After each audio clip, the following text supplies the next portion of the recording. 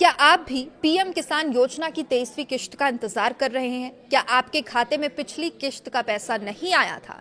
क्या इस बार भी 2,000 रुपए अटक सकते हैं? और आखिर कौन कौन से किसान हैं जिन्हें पीएम किसान योजना का लाभ मिलेगा? अगर आप भी इन सवालों के जवाब जानना चाहते हैं तो इस वीडियो को आखिरी तक जरूर देखें, क्योंकि आज हम आपको बताएंगे पीएम किसान योजना की 23वीं किश्त से जुड़ी बड़ी अपडेट।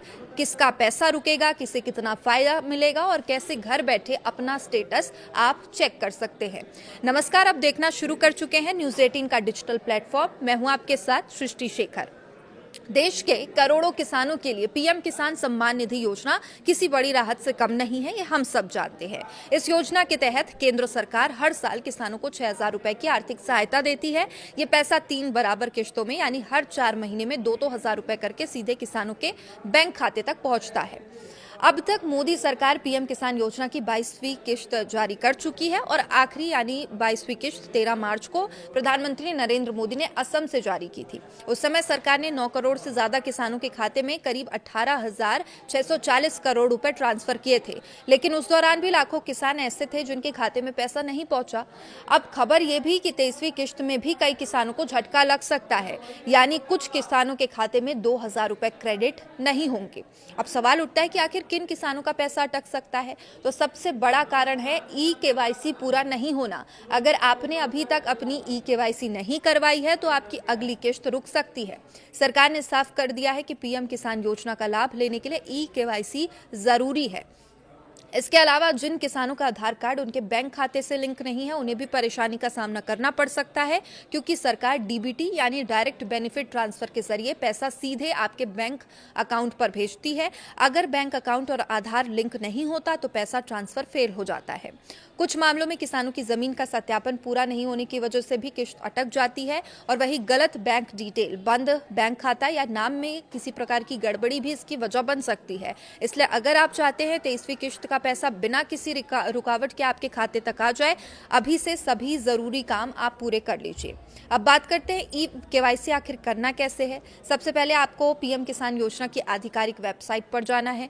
वहां ई-केवाईसी का विकल्प दिखाई देगा, उस पर क्लिक करें। इसके बाद अपना आधार नंबर दर्ज करें और इसके बाद आपके आधार से लिंक मोबाइल नंबर पर ओटीपी आएगा। ओटीपी डालकर वेरिफिकेशन पूरा करें और सबमिट कर दें।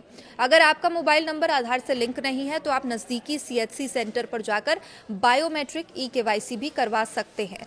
अब सबसे बड़ा सवाल, आखिर 23वीं किश्त कब आ जाएगी?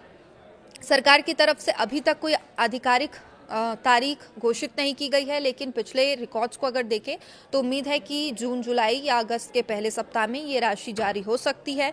पिछले साल यानी 2024 में वित्त वर्ष की पहली किश्त 18 जून को जारी हुई थी और वहीं 2025 की पहली किश्त 2 अगस्त को आई थी। ऐसे में माना जा रहा है कि इस बार किसानों को जून से अगस्त के बीच खुशखबरी मिल सकती है। अब जानते हैं कि पीएम किसान योजना का स्टेटस कैसे चेक करें। सबसे पहले पीएम किसान की ऑफिशियल वेबसाइट पर जाएं। इसके बाद बेनिफिशियरी स्टेटस वाले विकल्प पर क्लिक करें, अपना आधार नंबर या बैंक अकाउंट नंबर दर्ज करें और फिर गेट डेटा पर क्लिक करें। इसके बाद आपकी स्क्रीन पर पूरी स्टेटस दिखाई देगी। यहीं से आप ये भी देख सकते हैं कि आपका पेमेंट हुआ है या नहीं हुआ है, मतलब आया है या नहीं आया है। अगर आपका नाम लाभार्थी सूची में नहीं है और पेमेंट पेंडिंग दिख रहा है तो तुरंत संबंधित अधिकारियों से आप संपर्क करें। सरकार लगातार फर्जी लाभार्थियों को हटाने का भी काम कर रही है और यही वजह है कि दस्तावेजों की जांच और सत्यापन प्रक्रिया पहले से ज्यादा सख्त है। इसलिए किसानों को यह भी सलाह दी जाती है वे अपने सही जानकारी समय रहते अपडेट रखें। अगर आपने अभी तक ई-केवाईसी नहीं किया है, बैंक खाते को आधार से लिंक नहीं कराया है और दस्तावेज अपडेट नहीं किया है तो देर मत कीजिए, क्योंकि छोटी सी गलती की वजह से आपके 2,000 रुपए अटक सकते हैं। तो पीएम किसान योजना की 23वीं किश्त से जुड़ी बड़ी अपडेट लगातार हम आप तक पहुंचा रहे हैं और उम्मीद है कि 23वीं किश्त भी जल्द आ जाएगी। देखते रहिए न्यूज़ 18। नमस्कार।